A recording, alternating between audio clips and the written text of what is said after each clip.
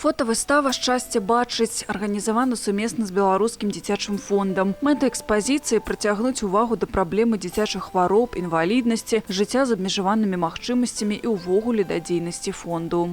Вдохновитель и инициатор этого проекта Эдуард Клуйша, фотограф, член Белорусского союза фотографов, инвалид-колясочник. Он придумал проект, в котором дети с ограниченными возможностями обучаются фотографированию, фоторетуши и с помощью профессиональной техники, обучаясь искусству создания натюрморта, композиции, искусству создания портрета и съемки в открытом пространстве, создают свои работы. В экспозиции работы более 20 ребят возраста от 12 до 17.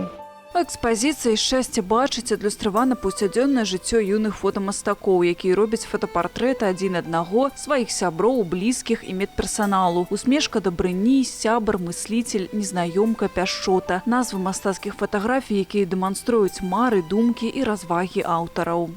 Акцентировать внимание на том, что важно видеть счастье в возможностях, в поддержке друг друга, в жизни вместе и в помощи соответствующих организаций. В библиотеке неоднократно были организованы выставки и детей с ограниченными физическими возможностями, и с проблемами зрения, с проблемами слуха.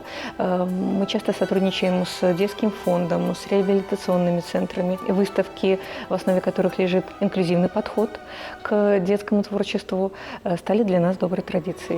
Наведаць экспазіцыю «Шчасце бачыць» у Нацыянальнай бібліятэцы можна да 8 верасня.